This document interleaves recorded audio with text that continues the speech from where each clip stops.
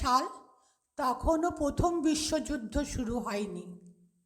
মানব সভ্যতায় তখন এক ভীষণ ভাঙচুরের আয়োজন চলছে।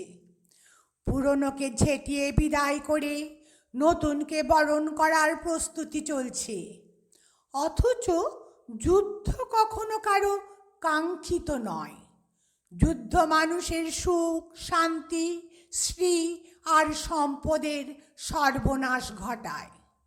কিন্তু সারা বিশ্ব জুড়ে সাম্রাজ্যবাদী শক্তির সীমাহীন লোভ ও দম্ভ যেভাবে মাথাচাড়া দিয়ে উঠেছিল, তাতে করে দেশকাল নির্বিশেষে সর্বমানব কল্যাণের জন্য যুদ্ধের আবশ্যিকতা ছিল।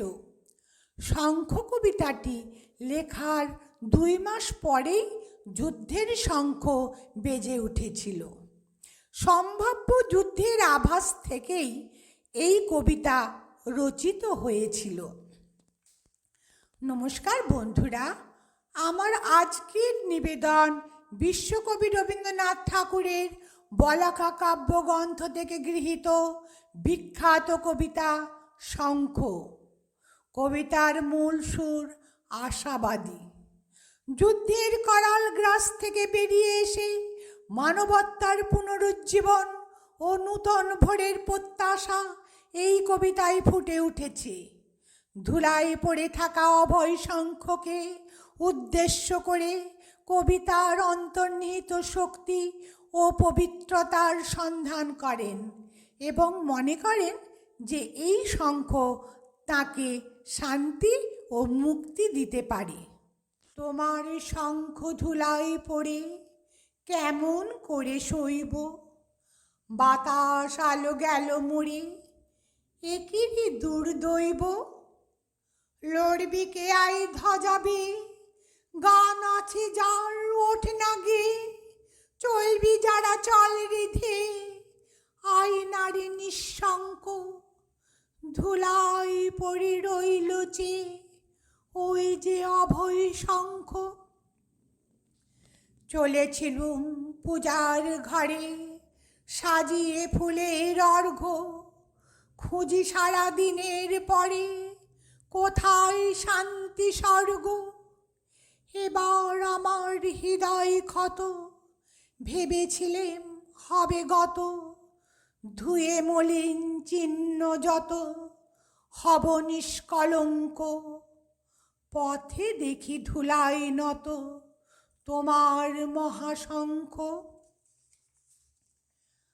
আরতি দ্বীপ এই কি জ্বালা, এই কি আমার সন্ধ্যা, গাঁথব রক্ত জবার মালা, হায় রজনীগন্ধা। ভেবেছিলেম যোঝাযুঝি মিটিয়ে পাব বিরাম খুঁজি, চুকিয়ে দিয়ে ঋণের পুঁজি লব তোমার অঙ্ক। হেনকালে ডাকল বুঝি নীরব তব শঙ্খ। যৌবনেরই পরশমণি করাও তবে স্পর্শ, দীপক টানে উঠুক ধ্বনি দীপ্ত প্রাণের হর্ষ। নিশার বক্ষ বিদার করে উদ্বোধনে গগন ভরে, অন্ধ দিকে দিগন্তরে জাগাও না আতঙ্ক। 2 হাতে আজ তুলব ধরে তোমার জয় শঙ্খ। জানি জানি তন্দ্রা মম রইবে নার চক্ষে, জানি শ্রাবণ ধারা সম বান বাজিবে বক্ষে। কেউ বা ছুটে আসবে পাশে, কাঁদবে বা কেউ দীর্ঘশ্বাসে, দুঃস্বপনে কাব্যে ত্রাসে সুপ্তির পর্যঙ্ক। বাজবে যে আজ মহোল্লাসে তোমার মহাশঙ্খ। তোমার কাছে আরাম চেয়ে পেলেম শুধু লজ্জা, এবার সকল অঙ্গ ছেয়ে পড়াও রণসজ্জা। ব্যাঘাত আসুক নব নব, আঘাত খেয়ে অচল রব, বক্ষে আমার দুঃখে তব বাজবে জয় ডঙ্ক, দেব সকল শক্তি, লব অভয় তব শঙ্খ।